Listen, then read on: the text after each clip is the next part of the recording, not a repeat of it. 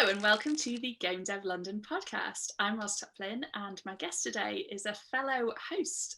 You've probably already heard her interview with the amazing Shella Ramanan a few weeks ago, but today we're going behind the mic and finding out a bit more about the host herself. So this is your official introduction to the wonderful world of Lorraine Ansell. Hey Lorraine. Hello everyone. Hi Roz, how are you? I'm very well, thank you. Good. So Lorraine will be hosting some amazing pods going forward, but today we wanted to find out a bit more about who she is, her experience with the industry, and just find out a bit about what she's going to be bringing to the pod in future. And Lorraine, she's a distinctive voice in games, quite literally, she's a voice actor. You may know her as Lady Love Dies in 2020's Paradise Killer, which I'm looking forward to discussing. But hopefully this episode will be really helpful for anyone who's working in voice acting, anyone who's interested in becoming a voice actor, or anyone who just works with voice actors and wants to know what makes them tick. So let's get into it.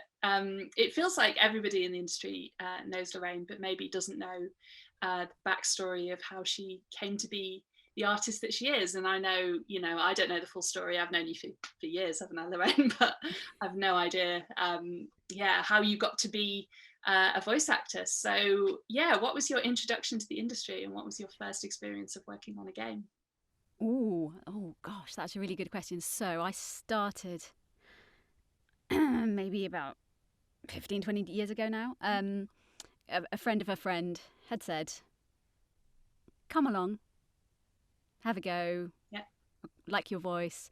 We need someone. Can you help out? And I was like, oh, yeah, okay. And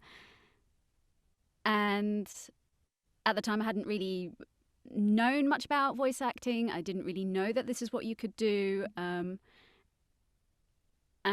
I kind of had seen the acting route, and that's kind of where I wanted to go down, film, TV, theatre, that the normal sort of thing.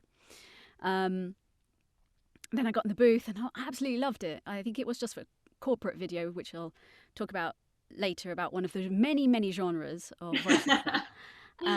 But I just loved it. I loved it. At that time, though, you had to go to Soho. You had to go to a big studio. There was a lot of equipment, desks with all of the little knobs and levers and, faders and things, and microphones. And, the whole setup wasn't accessible to a lot of people. Mhm.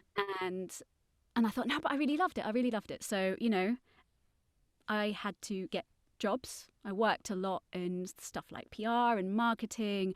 I was taking creative writing courses. I was taking performance classes, all of these sort of things along the way. And then it got to the point where I was like, okay, I can afford to buy stuff. I can afford to set up my own little studio. I can do this. Right, I've got this. So that's how I started. And when did I get into games now? It's about, I don't know, 5-6 years ago. Like, in terms of voiceover, there are over 20 different genres that you can do, and I am a voice sort of generalist. I will do a bit of everything. I've done e-learning, I've done corporate videos, I've done phone messages. If you phone a shop down in Florida, I answer the phone saying something Wow. about your shutters for hurricane season. So, things like this. Really, really fun stuff. And I started, somebody had said, have you considered voicing in games? And I was like, what? I had grown up with very basic games, Where in the World is Carmen Sandiego. There wasn't very much audio, let alone voice acting. So this was very, very, I was like, I haven't really considered it. And then I kind of dove into it. I took courses, I kind of met people in the industry, and I was like, oh, this is amazing. I love it. So that's how it started. And I started doing NPC characters for, I don't even know if the games were actually ever released, but I did all sorts of effort noises for things. And slowly, I started building a portfolio. And then the wonderful team, Paradise Killer, came, and they said, do you want to have a go? And I auditioned, and they said, yeah, loved it. So, very long story, and that's how it started. No, that sounds great. Effort noises, is that like the grunts and the groans? Yeah, I love these. I love them. I love them. Because, like, recording in a space like this, Mhm. but I've got to make you believe that I have jumped off a Right. mountain or I've jumped off a little step. And somehow I've got to get that across to you from this, which is totally unrealistic in that sense, but I've got to make you believe that it is. So yeah, I love them. Because Absolutely that's love a them. really interesting thing I think about. Sometimes I think people think voice acting is like acting but easier, but actually it's acting but way harder because you're having to sort of convey the magnitude of what's happening, and you can't Exactly. simply rely on physicality. You have to give it all through your voice. Yeah. You like we always talk about like the voice informs the physicality and the physicality informs the voice.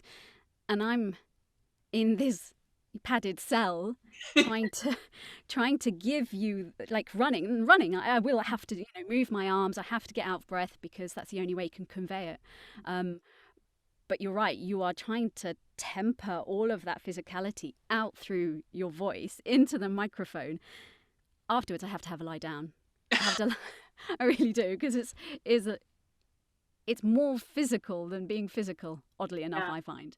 So So do you yeah. have to like psych yourself up and get in the zone before you step up to the mic?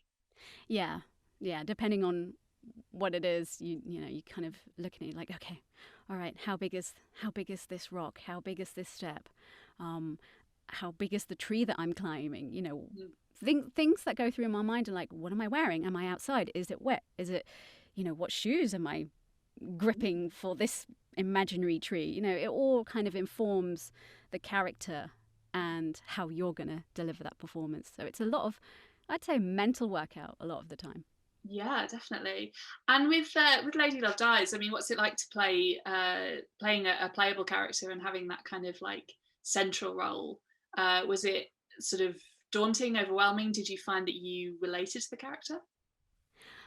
It was brilliant. So like you're never sure what the final product is, and that's part of the fun, because you have a really good time, you know, reading the lines and kind of trying to bring it to life, and then you see in gameplay.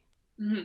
And you're like, oh wow, oh that's me jumping off that bit, and oh that's that bit when I say this, and um, I find it always a bit shocking because I'm like, that's me, Yeah. and some of my friends are like, oh, that's you, and it's just really fun because you just you want the player to have fun playing the game, but you don't want to detract from the character, but you want to make that character real so that they don't notice. And I think that's like one of the weird things. It's like you want to do such a good job that the player doesn't notice that you did a good job. Mm-hmm. Yeah. Um, and I just love playing her. She's such a fun character, and I mean, I get to be Jessica Fletcher, in this great world. It was just so fun. So I loved it, and it's a really great game. It's just a really mysterious game. Mhm. I'm not going to say much because you have to play the game. Oh yeah, But no spoilers. No spoilers. yeah, but Yeah, it's that's great. It's wonderful. definitely, and the vibe of it and the whole look of it. Yeah, it was brilliant. Well, I was thinking because what our viewers and listeners may not know is that Lorraine is a little bit of a cosplayer. And yeah, you've done some incredible Carmen Sandiego cosplay. And I'm wondering if you would repurpose the red coat for Lady Love Dies cosplay. So, yes, like about what was it 20? I think was it 2018, 2019. Who knows? The years are blurring now. Yeah, Um, in the past, in the in them past, days. Yeah.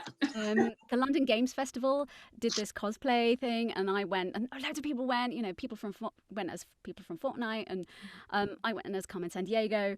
And there's a picture of me getting arrested by two police officers at an art gallery. We're an art gallery in the city, and it was just brilliant. I was like running around trying to steal the art, and that was like best setting ever. And yeah, because I've got the red coat, and okay, so a bit of a long story, but 10 weeks ago I did break my foot Oh, okay. in my own living room. The Congratulations. result of this was I got an air boot, which looks surprisingly a lot like Lady Love Dies Incredible. boots. And I was like, It's just, So watch this space. Watch this space. I know you can be very creative as well, because I remember last year the London Games Festival did the cosplay parade digitally, virtually, and you did an absolutely incredible Untitled Goose.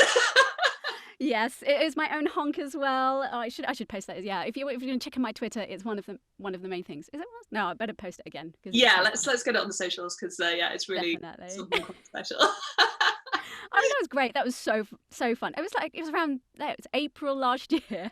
Yeah, everyone was in lockdown. No one had Yeah, anything better to do.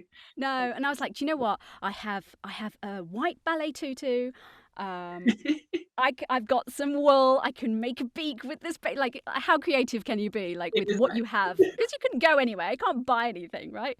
So I was just like, this is brilliant. And I was like, well, I have the shed, and here are all the things from the garden. So it was, yeah, It really brilliant. demonstrates the imagination that you bring to games. It's wonderful. So, as a voice actor, what can game developers who you work with, what can they do to make your life easier? Do you have any like pet peeves when you're working with game developers?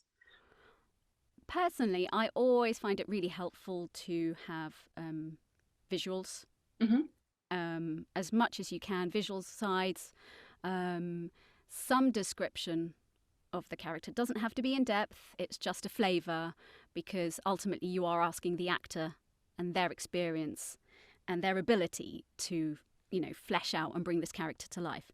But a little bit of something, whether it's like the costume they wear, or what accent that you're kind of thinking of, what age they are, what their relationship might be to either the player or some other characters in the game.